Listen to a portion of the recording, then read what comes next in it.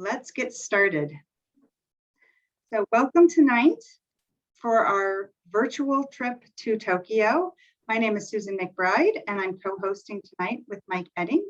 And we hope that you enjoy your trip.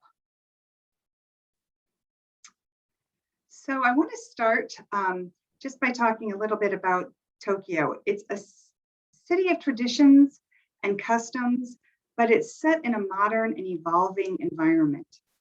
On one hand, Tokyo is a very traditional society with strongly rooted customs that are still very apparent. Respect for others, for example, plays a very important part of the Japanese culture. On the other hand, Tokyo has really embraced technology and pushed ahead with artificial intelligence, or AI as it's also known, making use of robots in a variety of really interesting ways. Robots prepare food, they take care of the aging, they play public safety roles, and this is all partly because of the shortage in the labor market as the population has aged. It's also a propensity towards the population to be a little more introverted. So robots have become exceptionally popular in Japan and Tokyo specifically. This yin and yang of tradition and futurism can easily be seen when you walk the streets of Tokyo. Tokyo is home to some traditional and very old temples, and right next to them are neon-lit, ultra-modern skyscrapers. So that will somewhat be the theme of tonight's program. Tokyo is considered the largest city in the world. The greater Tokyo area has a population of about 38 million who share a geographic area that is roughly the size of Los Angeles County. Central Tokyo, which consists of 23 different wards, and is when you think of Tokyo, it's really what you think of. It has a population closer to 14 million. Within each ward are smaller neighborhoods, each with its own personality. For today's virtual trip to Tokyo, Mike and I have created a doable 4-day itinerary that will span the highlights of several of Tokyo's most popular neighborhoods. On day 1, we're going to visit the neighborhoods of Ginza and Shiodome, seen here, right here in teal. On day 2, we're going to head up the river and visit Asakusa and AKIHABARA, seen in purple. On day 3, we're going to hit Shibuya and Harajuku, seen in yellow. And on our 4th day, we're going to visit the highlights of Shinjuku, seen here in teal. So let's dig in with Ginza and Shiodome. And while we're in Ginza, we're going to talk a little bit about Ginza Crossing, the Tsukiji Fish Market, the Tokyo Tower, and the Hamarikyu Gardens. So while we're not actually staying in Tokyo for this virtual trip, I wanted to mention a unique accommodation that you might choose to stay in if you were ever going to actually travel to Tokyo. The capsule hotel originated in Japan out of a need for cheap and basic accommodations. Instead of rooms, guests sleep in these capsules, which are large spaces large enough to hold a mattress, but not much else. There's also room to move comfortably. You can crawl in and then you can sit upright in your capsule, but it's far from a hotel room. In some aspects, you can think of a capsule hotel as being similar to a hostel because you do have shared spaces like toilets, showers, dining rooms, and some living areas. But instead of bunk beds, you get a capsule. One of the more prevalent lines of capsule hotels in Tokyo is the 9-hour hotel. They're all over Tokyo. And their name signifies the 9 hours that you'll be there just to sleep. And this is a picture of one of the corridors of a 9-hour hotel. And you can see here, you maybe get the hint that the capsules are actually stacked on top of each other. So there's somebody sleeping in a capsule above you. The Japanese place a really high priority on cleanliness, and therefore it's expected that you remove your footwear when you're entering a home. So you'll notice here that there are shoes that have been left in the corridor because you would remove your shoes before going into the space that you're going to sleep. For that reason, you want to be aware that when you travel in Tokyo, you're going to want to carry around a pair of clean socks in your bag, because anywhere where there is a tatami mat, you're going to need to take your shoes off, and you'll put the socks on, and then there'll probably be slippers that you can slip on as well. But back to the capsule hotels. If you do decide to try out a capsule hotel, you might want to check out a hotel called the Millennials. It's a newer entry to the capsule market, and it has larger sleeping spaces. The mattresses are wider and there's nobody above you. And one of the really unique trademarks of this hotel is that it gives silent wake-up calls that consist of turning the light on in your capsule and raising the head of your bed to wake you up without making any noise that would disturb other guests. And one of the benefits of the capsule hotels is that they are a bargain. You can stay at the Millennial Capsule Hotel for about $66 a night, which is a pretty good rate. Let's move into Ginza. Ginza is Tokyo's haute couture center. It has the swankiest, the most expensive shopping in the city. Pictured here is Ginza Crossing, and this is where you're going to find some of Tokyo's oldest and most loved department stores. This building in particular is interesting for architecture fans. It is Ginza Waco, and its clock tower has been standing guard over Ginza Station since 1932. It was originally a watch store, but it grew into a department store in 1947. There are many beautiful and exclusive stores in Ginza, and Waco is one of the most beloved. Across the street from Waco is another department store. It's the Mitsukoshi, which is another favorite department store. At Ginza Mitsukoshi, you can shop for practically anything.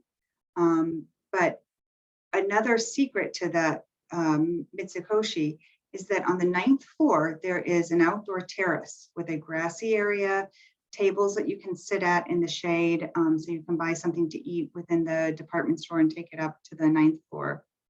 And while you're up there, you will find, if you see in this lower left-hand corner, you'll find a statue of Ginza Shus Jizo-san, a statue of Jizo, which is said to grant luck in getting ahead in life. So the story behind this statue is that it originally stood on the side of the road until about 1968, when it was moved up to the 9th floor terrace. The name Shus Jizo refers to its moving up, literally. And because of this, it is said to help those who are looking to advance their careers or to move ahead with their life goals. So if you're interested in moving ahead, you may want to visit Shus Jizo. Another part of Ginza is CHUO Dori. CHUO Dori is one of the main shopping streets in Tokyo. It's sort of the Tokyo equivalent to New York's Fifth Avenue. There are many flagship stores that are located along a 1 kilometer stretch of the main shopping district. And the neat thing about CHUO Dori is that on weekends, they close the road off to traffic, and it's a purely pedestrian street, as you can see in the picture here. And they even set up these sidewalk cafes right down the middle of the street, which is a great way to do some people watching. There are a couple of stores when you're shopping on CHUO Dori that you're going to want to pay attention to. Itoya Ginza is Japan's finest stationery store, and you can stop in for beautiful stationery that you can take home. And in addition, the flagship store for Uniqlo, which is a Japanese clothing brand, is located along CHUO Dori, and it's a huge 12th-floor shopping store that has t-shirts and customizable things that are not available anywhere else. So it's a great place to stop and pick up a souvenir or two. And if you need refueling when you're in the area, the Bulgari store offers beautiful and delicious afternoon tea boxes.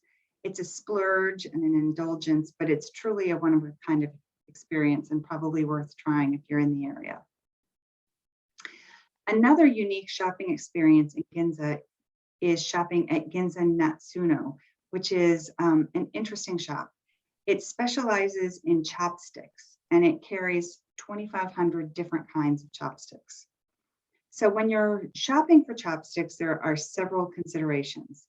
The length of the chopstick, its shape, its thickness, the material from which it was made, and whether the tip is pointed or blunt.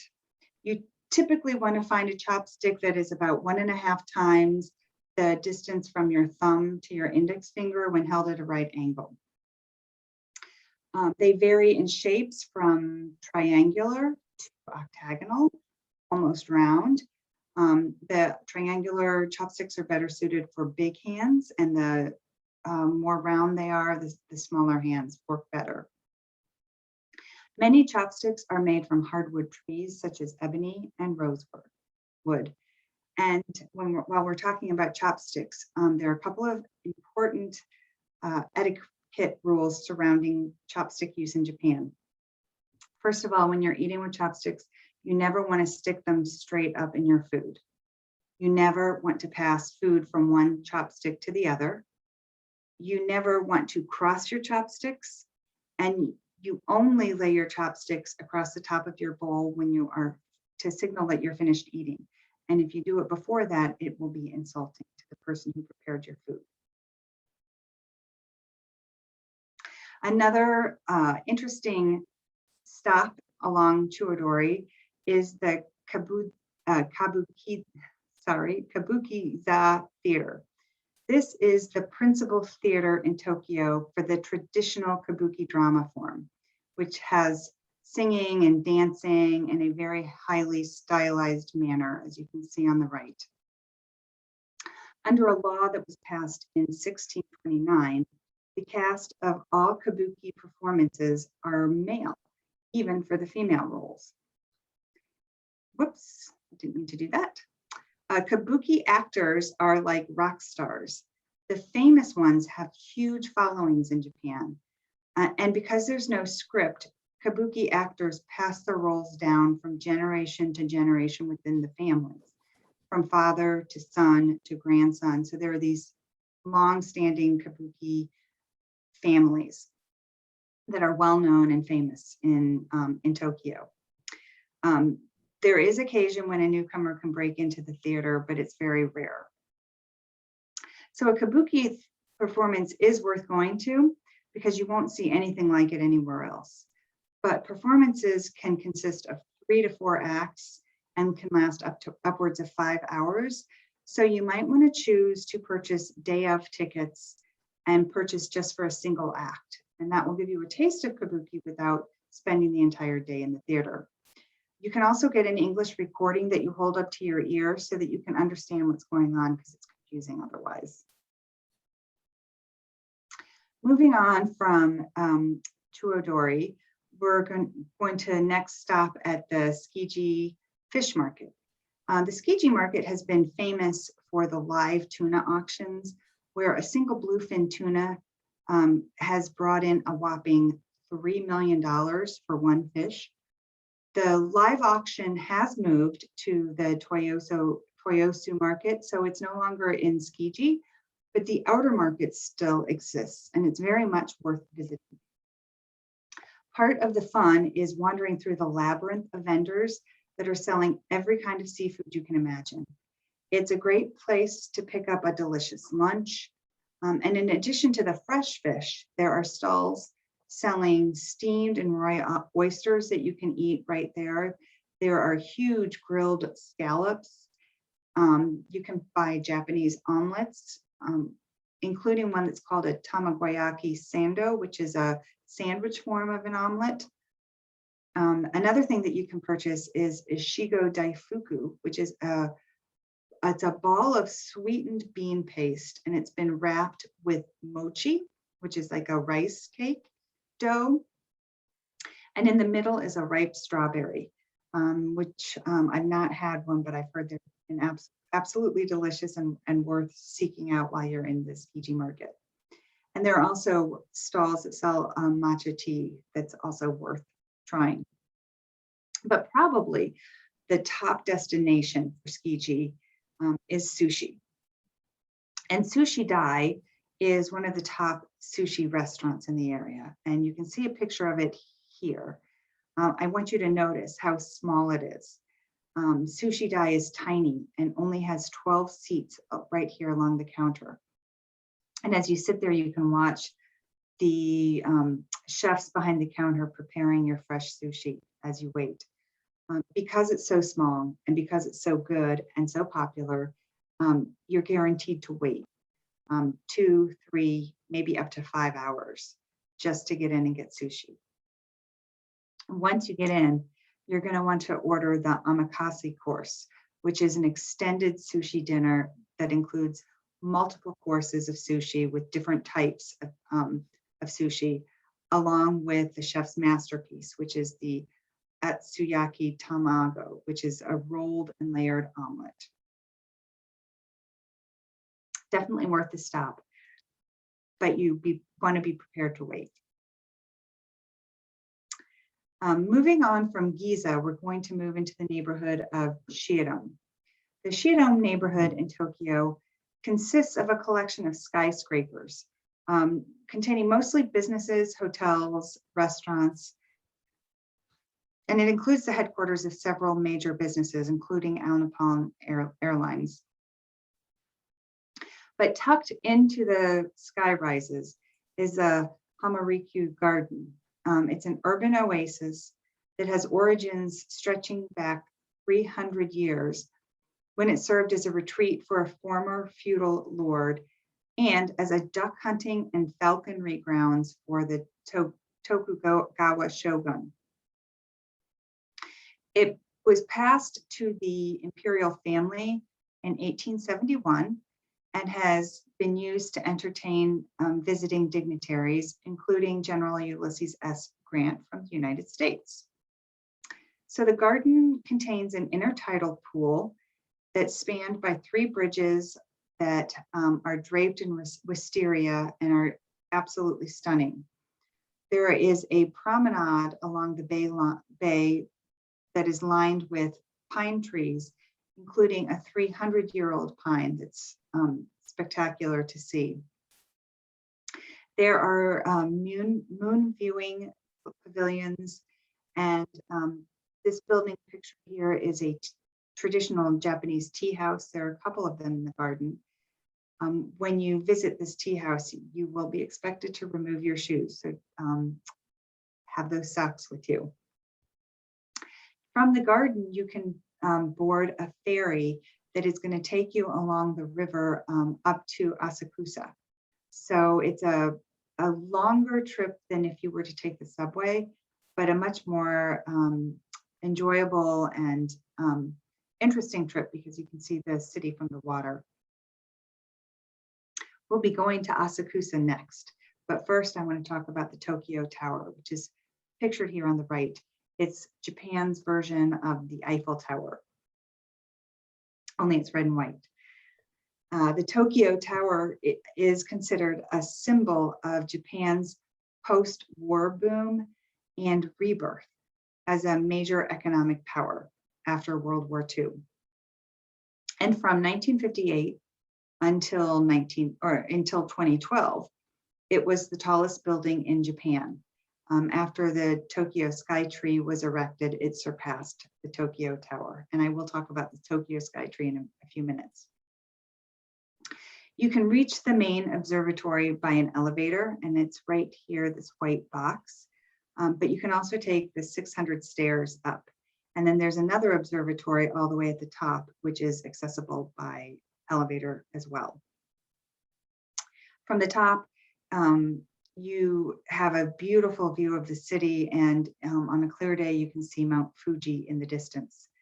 And at the main observatory in the middle here, there are look-down windows where You can stand on a glass platform and look through, and you can see the little ant-sized salarymen, which are what the professional workers in Japan are known as, go about their business in this, area of business and high rise. So day 2, we are going to be visiting Asakusa and Akihabara.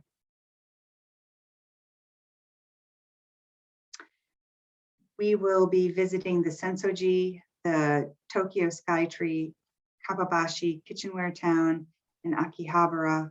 And then finally, we're going to move off a little bit and visit Yamato Ginzo. Sensoji is a Buddhist temple. It's the oldest Buddhist temple in Tokyo. The main entrance of Sensoji Temple is through the Kamimanaman Gate, which is also known as the Thunder Gate, pictured right here. It's protected on one side by Fujin, the god of wind, and on the other side by Reijin, the god of thunder. These guardian statues frame a huge red and black paper lantern, and it's hard to get this scale in this picture, but it is huge. The bottom of the paper lantern has a dragon sculpture that you can only see when you pass under it and look up. So make sure you do that if you're visiting. Beyond the Kamimanaran Gate is the Nakamise Dori, which is this picture right here. And it is the temple's shopping street that leads the way to the inner complex of the temple. The street is over 200 meters long and features shops along the way selling traditional Japanese crafts, clothing, snacks, toys, and trinkets. So for example, you can pick up these Japanese sake bottles along this road. At the end of Nakamise Dori is the Hozamon, or the treasure house gate, which marks the entrance to the actual temple, the inner complex. And in between the Hozamon gate and the main hall is a large incense burner. And when you get to the temple, it's ritual to gather around the incense burner and waft smoke over your body. And this is believed to be cleansing and to bring good health.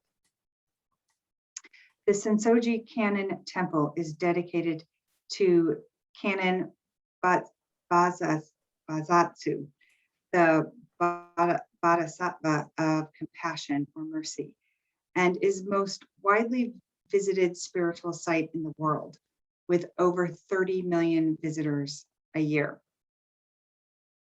According to legend, the statue of Kannon was found in the Sumida River, which is the river that runs through Tokyo, in 628 AD by 2 fishermen. The chief of their village recognized the sanctity of the statue and enshrined it by remodeling his own house into a small temple in Asakusa so that the villagers could worship Kannon. And this is what makes Sensoji the oldest temple in Tokyo. The focal point of Sensoji Temple is the main hall, and that's where the original Kannon is enshrined. And that's where worshipers pay their respect to the Kannon by lighting candles and throwing coins into a box. To pray at the temple, it is customary to bow 2 times, to clap 2 times, and then to bow again. One tip about visiting Sensoji: it is the most popular temple, and it does, as you can see in the picture, it gets very crowded during the daytime. It's highly recommended to visit it at night to experience its quiet beauty when the crowds have dissipated and it's lit up, and it's truly mesmerizing when you visit it at night. Moving on, we'll go to Tokyo Skytree next. Tokyo Skytree is about 2,080 feet high. It is the tallest building in Japan and the 2nd tallest in the entire world. The tower features an observation deck where visitors can take in beautiful views of Tokyo. There's also a souvenir shop, a cafe, and a restaurant when you get to the top. So there's plenty to do at the top to entertain yourself. And then on the ground floor, there's a gallery that showcases exhibits about the SKYTREE, and it also has a full-scale model of the lightning rod that sits on top of the tower, which is very interesting. Also in Asakusa, sorry, is this KAPPABASH kitchenware town. And this is where you can find all kinds of pottery and kitchen tools and gadgets, chopsticks, skewers, Japanese kitchen knives, anything kitchen related. But one of the most interesting finds for many tourists are the food replicas that they sell there, such as this display of fake sushi.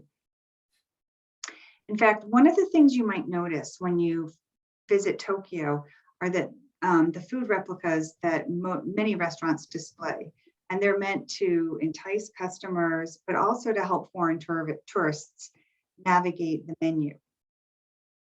So these food samples are incredibly realistic, the ones at the restaurants, and they've been popular in Japan since the mid-20th century. It's actually a significant business. It's approximately, the plastic food industry brings in approximately $90 million annually. Originally, the food models were made from wax, but today they're made of molded plastic that are painstakingly hand painted. Everything down to the last grain of rice is painted. And the painting is crucial because each restaurant has a slightly different menu with a slightly different appearance of food. And so everything is made custom for the specific restaurant. That makes the food models a lot more expensive than the actual dishes that they're representing. On average, a dish like a bowl of ramen or spaghetti can cost around $100, whereas a complicated tray of sushi might cost up to $500. That means that restaurants can spend thousands of dollars on a single display. In Kitchen Town, you can pick up dishes like ramen, soba, spaghetti, and pizza for around $70 that aren't the custom dishes that are done for restaurants if you want to bring one home for a souvenir. You can also find smaller souvenirs like sushi magnets, phone cases, and things like that for less than $20. It's a fun stop along the way. Now we'll move on to Akihabara, which is also known as Electric Town. The name Akihabara comes from a deity who controlled fire. A shrine was built for Akiba after a fire totally razed the area in 1869. The shrine was moved to a different district when the construction of Akihabara Station began. After World War II, this area became a shopping center for very cheap household appliances and a black market for electronics. Thus, it was nicknamed Denki Gai, which means Electric Town. When inexpensive household appliance and electronics became common in the 1980s, shops in Akihabara began to focus on computers. This was a time when computers were used only by hobbyists and specialists, also known as nerds. And it was not long before the shopkeepers started latching on to other things that attracted nerds, things like video games or anime and manga, which is how the whole persona of Akihabara became what it is today. The biggest structure in the neighborhood is pictured right here in the lower left-hand corner, and that's Yodobashi Camera. It's a sprawling 9-story mall complex, and the stores in the mall sell more than just cameras. They sell any electronic, anything that you would want. Rice cookers, electronics with international models, headphones, and you're able to try out the electronics there before you actually buy them. You can spend a whole day just exploring this building and all of the interesting things that they sell. And another thing that you can spend a long time exploring in Akihabara are the anime shops. There are thousands of different otaku merchandise, which is anime related merchandise, from anime to manga to video games. You can get a variety of merchandise, you know, related to anything manga related that you would want. If you read it or watched it or played it, there's a store in Akihabara that will likely have it. Akihabara is also a video game central. You are able to wander the main streets and alleyways to find all sorts of video gaming treasures, from retro game consoles and retro games to special edition consoles and hard to find games. You can also get the little figurines that go with the games that a lot of gamers and nerds collect. So it's kind of a nerding paradise.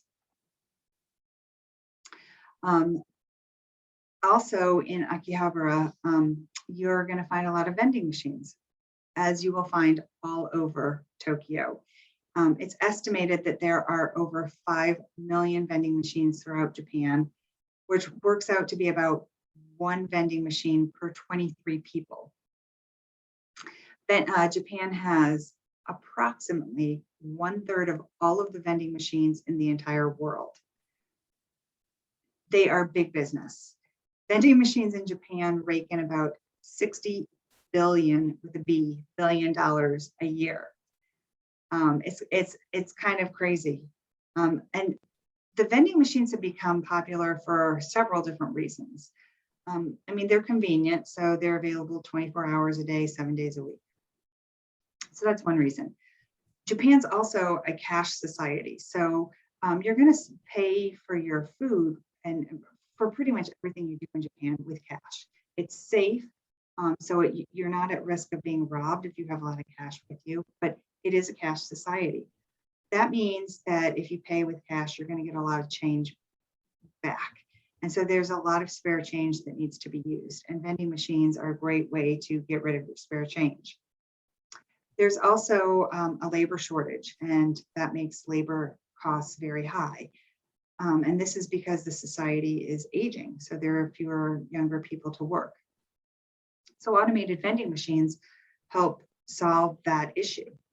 And finally, the Japanese are just fascinated with automation. And so vending machines are fully automated, and that the Japanese love them. So you can purchase just about anything from the vending machine. I mean, things that you wouldn't have even thought of. They have bread in a can. They sell cricket larvae, water, which hot beverages, soups, ice creams, ramen, popcorn, snacks, meals, tofu, pizzas, yo-yos, wind chimes. I mean, you can't even wrap your head around how many different things they sell in these vending machines. And then there are these restaurants that are all vending machines, like in this left-hand picture. There's no staff to help you, but due to the culture, they're kept clean and free from mess and litter. And speaking of which, because Tokyo is such a clean city, there are very few public trash cans. Culturally, the Japanese have been taught from a very young age to be responsible for their mess and to not rely on others to take care of their trash. So they take any garbage that they have and they take it home with them to deal with them there. So you're not going to find trash cans all over the city like you would in a US city. In addition, they don't eat walking down the street. So if they stop at a vending machine to purchase a snack, they will find a place where they can stand or sit to eat or drink their snack before moving on. And that's what these vending machine restaurants kind of fulfill. But one place in Akihabara is a strange vending machine corner that is a very popular spot for tourists to visit for some reason.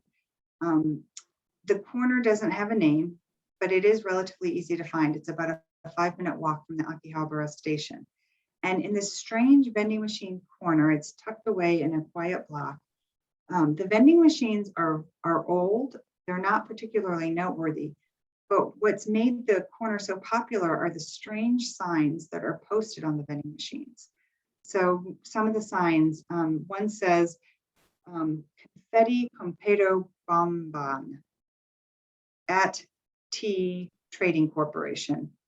Manager S is overbearing towards his subordinates and flattering towards his boss, a genius. He is taken by the mama-san at a nearby cafe and always goes to eat Napoleon spaghetti there. So his subordinates call him Manager Napoleon. The end. That was written on a package in a machine. So there are just these weird things in this one corner of vending machines. That it's interesting and maybe worth checking out if you're ever in Akihabara.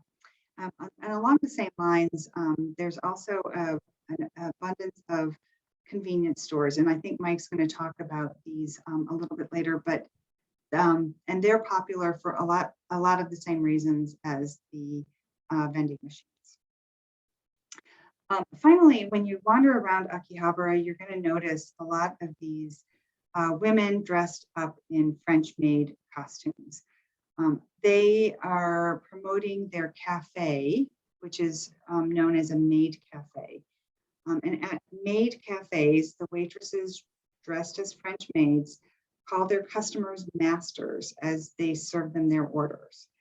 It's a very unique thing in Tokyo, and you know, it's all over Akihabara. You will see it. CHUO Maid Cafe was one of the first of its kind, and it's one of the more toned down versions of the Maid Cafe. So if you're in Akihabara, that may be one that you want to check out. Finally, I want to talk about Yanaka Ginza. Yanaka is one of a trio of neighborhoods that come together and are called Yanasan after their first syllables, Yanaka, Nezu, and Sendagi. They are part of the Shitamaki, or Old Downtown District of Tokyo. And you can see it's got a very different feel from the other images that I've shown you. Yanaka has a mid-20th century vibe that is uncommon in Tokyo because most of Tokyo was destroyed twice in the 20th century, once by an earthquake and once by war. This is one of the few areas that remains pretty true to its past. In Yanaka, you can wander through the streets and alleys and find these small one-product shops that have sold their products for generations, coexisting with more modern art galleries or young bakeries selling artisanal European breads and things like that. When you're in Yanaka, you can experience a slice of everyday life in the neighborhood. It's been a center for the arts for centuries, and it still supports both the old and the new arts. Many traditional crafts are still practiced and can even be seen in action in the neighborhood. There are a lot of open workshops where you can see during open studio hours, you can watch them doing their craft. You can watch a tatami maker or a silversmith practicing their craft. And then the other interesting thing about Yanaka is that it's a popular spot for cat lovers because there are cat themes everywhere. So there are gift shops with cat themed gifts. There's shops that sell traditional bean paste filled cakes that are usually shaped like a fish, but here they're shaped like a cat. There are cat pictures in all the windows. So there's a deep love of cats in this neighborhood as well. And so a lot of cat lovers like to go to Yanaka Ginza. So that wraps up day 2. And I think Mike is going to take over and talk about days 3 and 4. Thank you, Susan. I'm going to get organized here.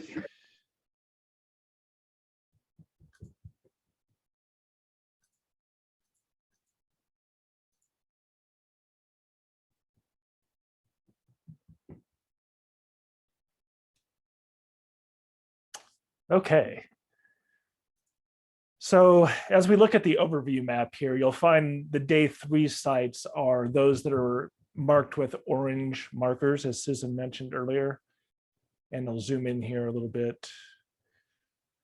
So what we'll be doing on day 3 is starting out in Shibuya Station, taking in Takeshita or Takeshita Dori, which is a popular shopping area. The Nezu Museum will be a nice antidote to the bustle of Takeshita Dori. And Omotesando is another shopping district that has a completely different flavor than does Takeshita. The Meiji Shrine and Yoyogi Park are adjacent to each other, so we'll head up that way, and then finally we'll end the day with an onsen, which we'll talk about in just a moment. So as we look at the images here, you'll see an image of a dog, and this is an Akita dog. In fact, there's this is a dog named Hachiko, and Hachiko actually has his own exit from the train station. So you leave out the Hachiko exit, and then directly ahead of you will be this statue of an Akita dog. And this commemorates the passing of this famous dog who famously waited for his owner to arrive via train every day after work. And the amazing thing is that Hachiko, or Hachi for short, did this even after his owner died. And he did this for 8 years until the dog ended up passing himself. In fact, he was only with the owner for a couple of years. And, you know, it's just amazing that he was so faithful that he would wait every day at the train station. And he became kind of a celebrity to the local vendors because he was so faithful for his owner. So it's honored with this statue. And you may recognize the story because it was the basis for a 2009 Richard Gere movie called Hachi, A Dog's Tale. So nearby, the Hachiko exit and statue, you'll find Shibuya Crossing. So this is supposedly the busiest intersection in the world. It's sometimes called the Shibuya Scramble, and at peak times, upwards of 3,000 people cross at a time, and they cross at all directions at once. They don't wait turns for each direction. They're actually just going for it. So it's really a sight to behold. We're going to be visiting this in the morning, but the best time to see it is probably a Friday or a Saturday night when a lot of trains are dispersing people out into the crossing. And it's just a spectacle. So as I mentioned earlier, we're going to head to Takeshita Dori, and this is in an area called Harajuku. Harajuku is best known for sort of youth culture and fashion. And really the perfect example of this is this Takeshita Dori Street, which is about a mile's walk from Shinjuku Station and even closer to the Harajuku Station. It's a 430-yard long street, and it's jam-packed full of teenagers and other young people, especially on weekends. So because of this, you might want to choose a weekday for your visit if you're averse to crowds, but it's almost certain to be bustling at most any time. There's a lot of shopping to be done here in Takeshita Dori, and on the side streets nearby, you'll find things like fun t-shirts, colorful socks, fuzzy backpacks, and really cute trinkets and accessories. Some of them are based on cartoon characters. So if you look at the image of the socks with a Hello Kitty on them in the middle there, that's kind of what I'm talking about, this kind of thing. And you can see the crowds on the image at the left. Harajuku in general and Takeshita Street in particular are known for this concept called Kawaii. It's a Japanese concept, which is kind of like a culture of cuteness. Think baby animals and cartoon characters. so this really took off in the 1970s, which sort of coincides with the creation of Hello Kitty, which is a cartoon character that was made in 1974. Another phenomena, I guess you might say, that's available on Takeshita Street is Japanese crepes. These cousins to the French crepes are often served rolled up and filled with a delicious array of toppings. You can find fruit, chocolate, creme brulee. There are even some savory versions, and the options are really endless. A lot of people like to get that as a snack as they're going down Takeshita Dori. And finally, another thing you might want to try is the Japanese version of a photo booth. These are called purikura, and they're available on Takeshita Street and other spots throughout Tokyo. So you and a friend can take a photo together against maybe a green background, and then the kiosk will add a different virtual background. You can add virtual stickers and texts to your output and then print it at the very end. So it's like a keepsake to remember that day by. They can make a great souvenir, I think. So all this is very, it's very busy and bustling and highly energized. So I think it's time for a little break. And as I mentioned before, we'll go to the Nezu Museum to check this out.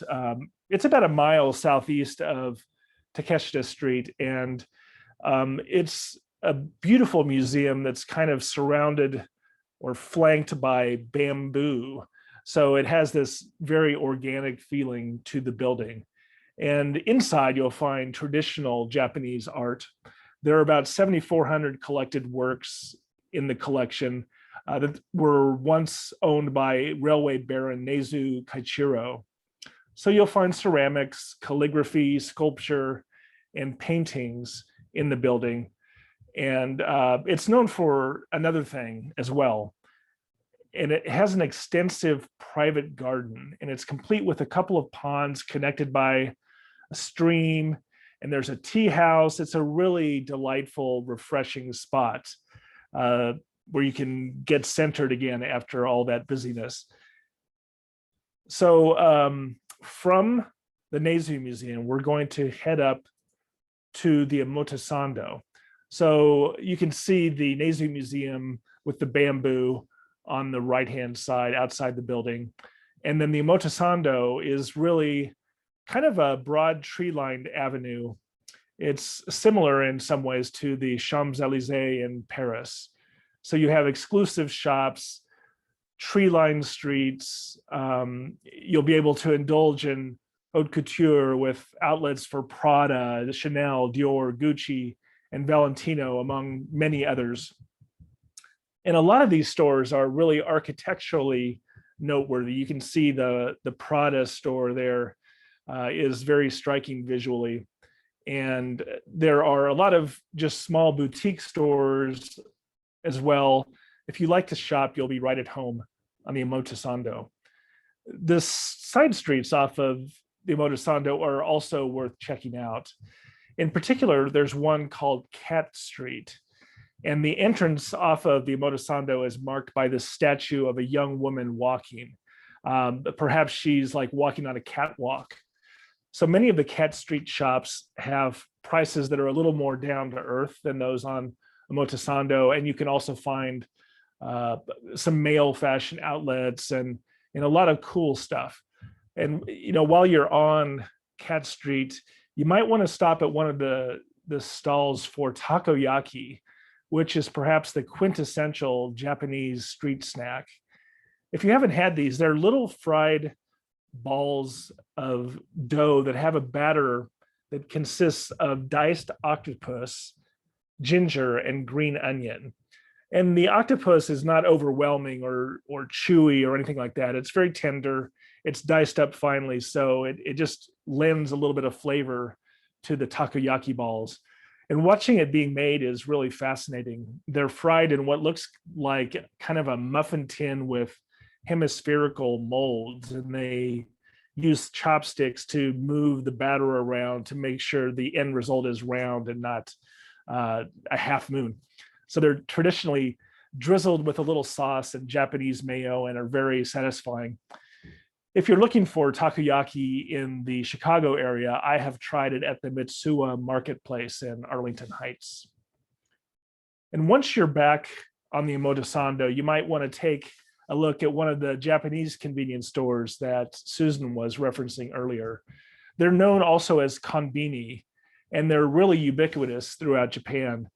There are three main brands to look for. You have 7-Eleven, Lawson, and Family Mart. And the 7-Eleven in the United States, if you take that upscale a few notches, you'll get 7-Eleven in Japan. So you'll find a wide variety of handy items at these konbini, but you may be surprised to learn that the food in these stores is really excellent. You can get rice balls or even try out their famous fried chicken, which is really excellent at all three of these chains. The takeout food from these convenience stores is just beyond anything in the United States for convenience stores. It's a long way from nachos and hot dogs. As we sort of continue our walk up the Omotesando, the destination we're trying to reach is the Meiji Jingu Shrine, which is the next site we'll cover. The entire road really is built as an approach to the shrine that we'll talk about in just a second here. So the Meiji Jingu Shrine was built in 1920, and it was built to honor the first modern royals of Japan, Emperor Meiji and Empress Shokin. And they pushed for a more westernized society in Japan. It's a Shinto shrine, and Shinto is the most popular religion in Japan, practiced to some degree or other by about 80% of the people that live there. The shrine was largely destroyed during World War II, but it was rebuilt in 1958. So you can see in the image on the left, the beautiful Torii gate marks the entry into the shrine. And the grounds have more than 100,000 trees that line the paths in there, and it makes for a very peaceful atmosphere. One section of the grounds that you'll often see photographed is a stack of cylinders that are colorfully decorated, kind of a whole wall of these. And what these are sake barrels that are donated by various companies in Japan as a mark of respect for the emperor and the empress, and they're replaced, I think, yearly. But it's a very photogenic spot. So next door to the Meiji Jingu Shrine is Yoyogi Park. And it's really one of Tokyo's largest public parks. It features ponds, and there's a particularly attractive stand of over 250 ginkgo trees. And they turn a beautiful golden color in the autumn. So that's a good time to visit. It's a really fun atmosphere and is commonly the site of events every weekend. Yoyogi Park is a great spot for a picnic, and you'll be joined by scores of Tokyo residents in enjoying the views on its broad lawns. One of the more entertaining sights you're likely to see in Yoyogi Park is on Sunday. And on Sunday, they have these rockabilly dancers come out, and they're like straight from 1950s America. They put on a high energy show. The guys have slick backed hair and wear jeans and leather jackets, and the women also wear period clothing from 1950. And they really do it for the love of dancing. They're not doing it for money. And their shows are sort of unscheduled. So if you happen to be there on a Sunday, you might just stumble upon one. And they do encourage photo taking, so don't worry about that. So as I alluded to, after a busy day, one thing you might want to do is take in a local onsen, which is a Japanese hot spring bath. And many residents of Japan nowadays enjoy soaking in a bath in their own homes. Public bathhouses have played an important role in Japanese culture for years and years, and they still play an important role. If you're looking for an alternative to an onsen. There's something called a sento, which is very similar, except it uses sort of municipal water rather than hot springs water. So the onsen that I'm going to tell you about is a couple miles from Yoyogi Park, and it's called Takenoyu. So Takenoyu is interesting in that it is a black water hot spring. I'm gonna switch that slide. And these are not images of Takenoyu, but sort of the phenomena of onsen. So as I mentioned, it's a black water hot spring, and it gets this black color from leaves and plants which have dissolved over time into the earth. And this so-called black water is so opaque that if you hold your hand about an inch or two under the water, you won't be able to see it. It's obscured by all the matter that's in it, but it doesn't really leave a residue. It's really strange. So in general, in Japan culture, onsen are believed to have healing powers, and black water onsen in particular are known for relieving skin conditions like eczema or dermatitis or dryness, itchiness, anything like that. And onsen in general can give you relief for like sore knees and backs and maybe sore feet after walking so much today.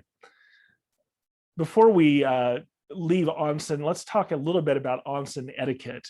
As Susan mentioned, etiquette is very important in Japan, and these customs have come down through the years. So onsen facilities tend to be separated by male and female areas. So unless you're able to request a private onsen, which you can sometimes reserve one, mixed gender couples will likely be separated and enjoying them on opposite sides of the building. Tattoos are frowned upon in onsen, as in Japanese culture, tattoos have kind of a criminal connotation, even though that's changing a little bit.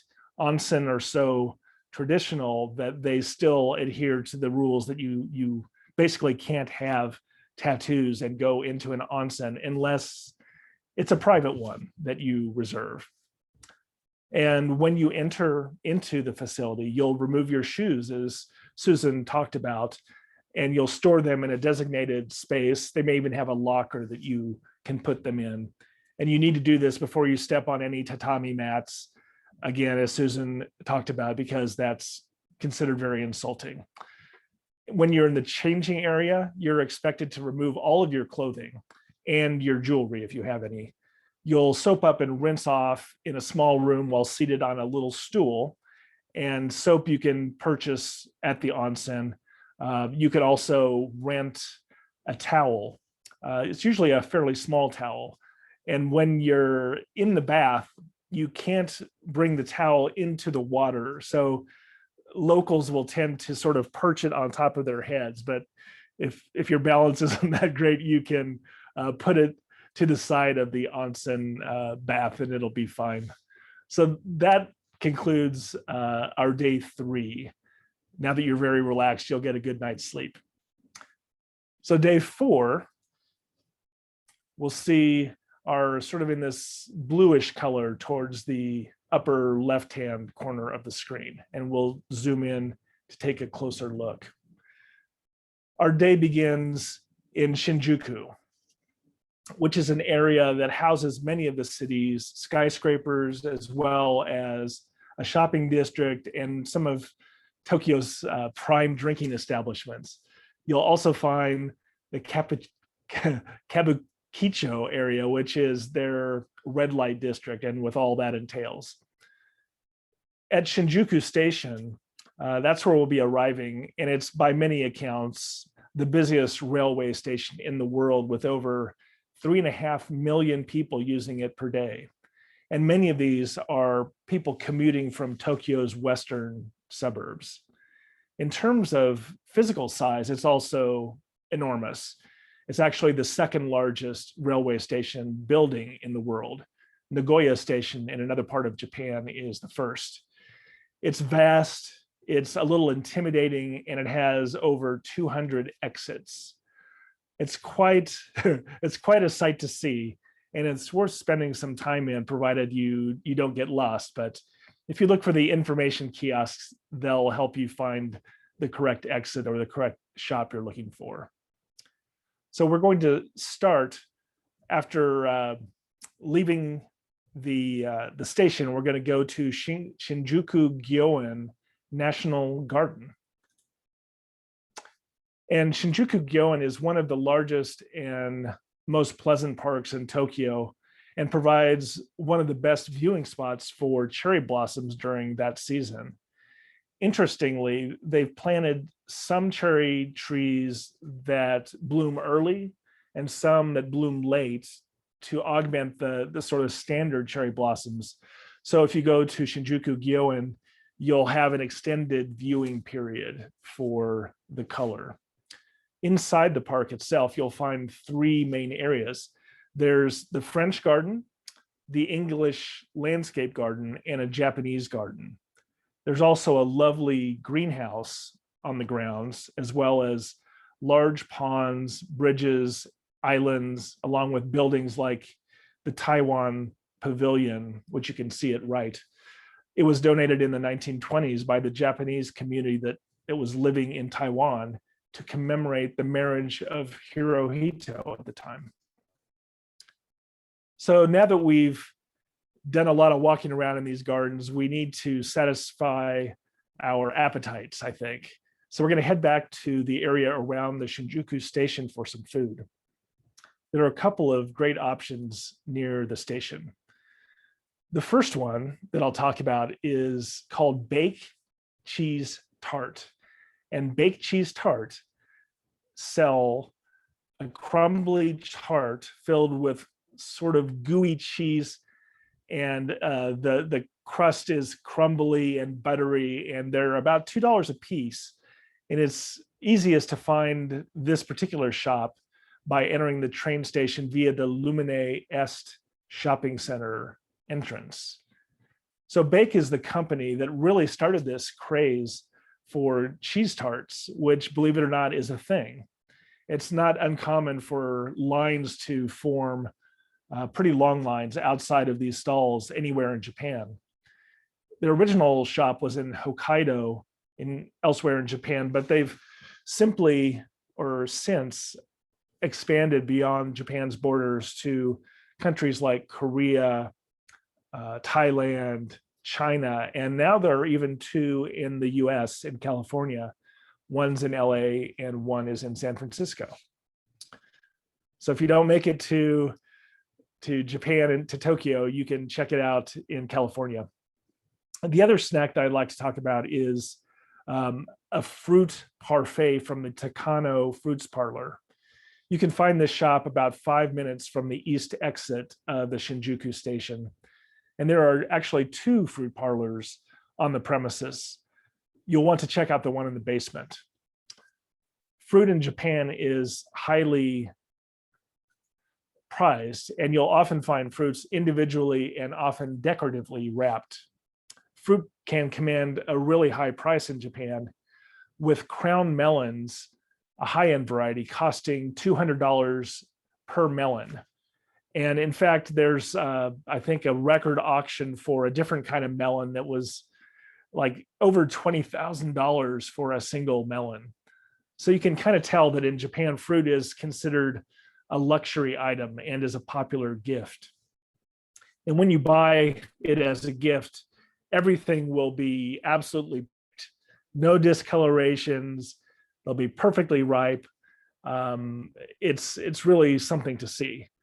But a way, if you don't want to spend $200 for a melon, one way you can try quality seasonal fruit is to get it in a parfait. The Shinjuku Takano Fruits Parlor sells some really stunning parfaits in the $10 to $20 a piece range, but they're going to have very fresh fruit and cream and other things in them. They're just going to be delicious. So you've got your energy back again. It's time for some shopping, and there's plenty of it in Shinjuku. I'm going to talk about a couple of spots. In particular, the first one is a department store that's actually attached to Shinjuku Station. It's called Milord. It's got a lot of variety, And most of it is fashion geared towards young women, but there will really be something for everyone. If you'd like a stylish pair of glasses, for example, you can check out Jin's on the 6th floor. You can have a pair of glasses made to your prescription in 30 minutes. Another thing that my lord is also, or me lord is also known about or for, is called Mosaic Street. And Mosaic Street is, I believe it's this image that we're seeing on the lower left, sort of a collection of little shops where you can buy knickknacks and a lot of great souvenir kind of things of your visit that are indicative of Japanese culture and life. So it's great for window shopping, as you might imagine. An alternative to Milord, maybe it doesn't feel like your vibe, you could check out Lumine, which I mentioned as a way to find the baked cheese tart location. It's also attached to the station. It's right there. For a change of pace, though, I think we might want to try some secondhand clothing. In Japan, this is kind of a big deal, and these sort of Japanese designer resale stores and shops are all across the city.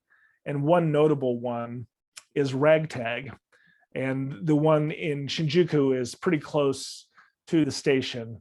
Some of the best used clothing stores in the world are in Tokyo, because the Japanese tend to take really good care of their items, and some may even have their original packaging.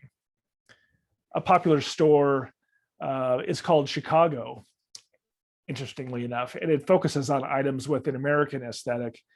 But as I mentioned before, we're going to talk about a place called Ragtag. So Ragtag cleans all of their clothes prior to placing them on the floor, and even meticulously notes any defects in the garments. You can get some great high-end brands at Ragtag. It's not all clothing either. You can find designer bags from Chanel, Gucci, and others. They have multiple outlets in Tokyo.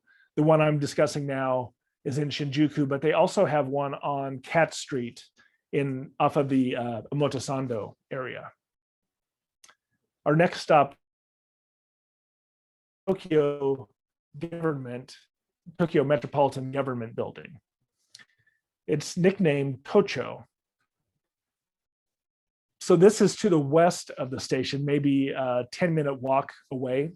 And it's got these striking twin towers.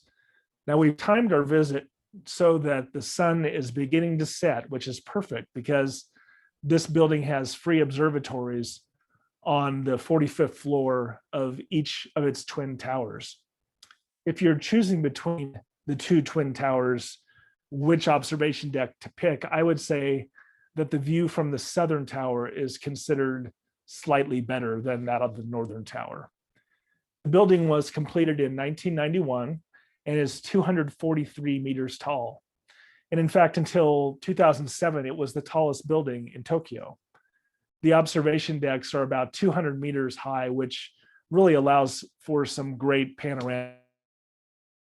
Of course, with lower humidity in the air, you'll get the best views in autumn and winter when atmospheric conditions are optimal. Our final stop of the day and our trip is Omoida Yokocho, which is Memory Lane.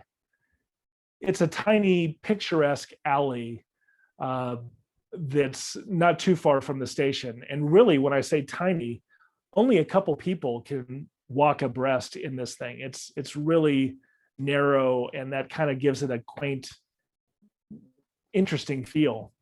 In the 1940s, this area served as a location for a post-World War II black market, but it has more recently become a local hotspot for drinking and eating, with about 60 restaurants and bars to choose from. So if you missed the takoyaki balls on Cat Street earlier, you have a chance to try them again here in Omoida Yokocho. But the real star of the show in this area is yakitori. So yakitori, you can see in the image to the right, it's grilled chicken on skewers. and you'll usually see the grill at the center of a bar. So people will be kind of surrounding this grill, watching the grill master do his or her work. The meat is typically cooked at a relatively low temperature and dunked in this sauce called tare, and it consists of rice wine, scallions, ginger, sugar, soy sauce, and other spices. And because of the sugar, after they dunk it or brush it on the yakitori, it kind of gets a shiny lacquer-like surface, which is really nice. So you'll be served your food one skewer at a time, and you should eat it relatively quickly after giving it a few moments to cool down. If you'd like to try yakitori in Chicago, you can once more head to the Mitsuya marketplace, which has this American outpost of a Japanese chain called Toratesu. So this completes our visit to Shinjuku and Tokyo as a whole. We hope you've enjoyed it and learned a little bit about this fascinating place and culture. And now we'll open it up to questions. I will mention that tomorrow we'll be sending out a link to a PDF version of the slides for your reference, and also a survey to our program. But if you have any questions for us, we'd be happy to entertain them now for either of our areas. So Mike, it looks like we had a question early on about the capsule hotels. Yes. And where you put your belongings when you stay in a capsule hotel. And so they have safes. And at the Millennials, for example, they have a safe within each capsule. But then there's also a floor that has larger safes for your luggage or for larger things, because the safes within the capsule is pretty small. So, but there isn't a lot of space to put your things other than in these safes. You wouldn't have them in the room with you because there isn't space. There was another question about what the ramen is like in Japan, and it varies, but Japan is known for its ramen noodles, for its noodles in general. There are a lot of different ramen restaurants. You can even get ramen from a vending machine. And the important cultural tip with ramen is that when you're eating your noodles, you want to slurp, because it's a sign of enjoyment. And if you don't slurp, you will offend your ramen noodle provider. So make sure you do that. Are there any other questions? Mike, there's a question for you. So yeah, there's a question, where's the marketplace in the Chicago area? That's the Mitsuya marketplace in Arlington Heights. So it takes a little while to get there, maybe depending on where you're located, but it's definitely worth a trip. I've been there a number of times, and the market itself is like this massive Japanese supermarket with everything you can think of. And it has this awesome food court with the yakitori and the takoyaki, as well as other things, mochi ice cream, I think. So it's a really great place to visit. I think they're all across the country, but we are lucky enough to have one here in the Chicago area. So there's a question, what is there to see at the Nezu Museum? It's a traditional Japanese art museum. So you'll find some Japanese painting, but also calligraphy and sculpture and ceramics and that kind of thing. Part of the draw of the Nezu is beyond its collection. It's this beautiful building on this beautiful site with a beautiful garden. It's just it's the whole thing in totality that's really appealing. Are there any other questions?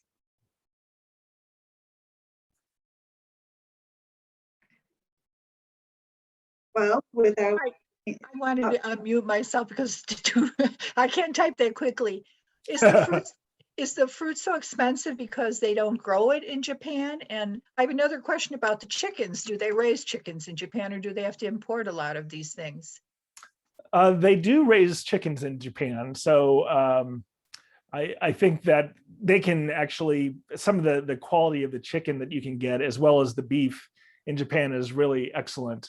As far as the fruit, I think it's just, I mean, I guess it could be partly, they do grow fruit in Japan. And so I don't know that they're importing this and that's why it's expensive. I just think it has this cultural aura of being something really special.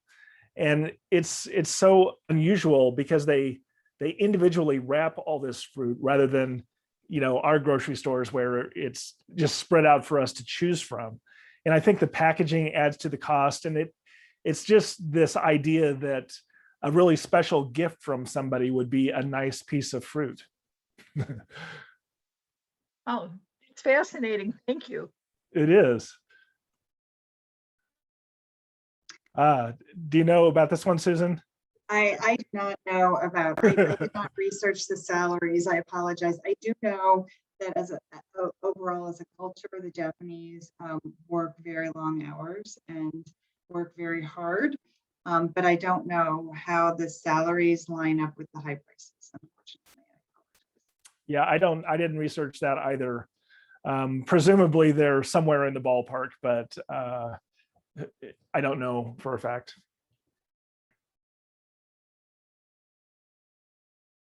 Any other questions? Well, thank you all very much for coming. We hope you've gotten something out of the program. Susan and I certainly enjoyed putting it together. We did, and it was a lot of fun. And I hope that you can join us next month for our summer road tripping program as well. There's a question, have we both been there? I have not. No, we have not. So it was a lot of fun to research it, for sure. Thank you. You're welcome. Thank you all for coming. Thank you all for coming. Have a great night. Thank you. Bye-bye. Bye.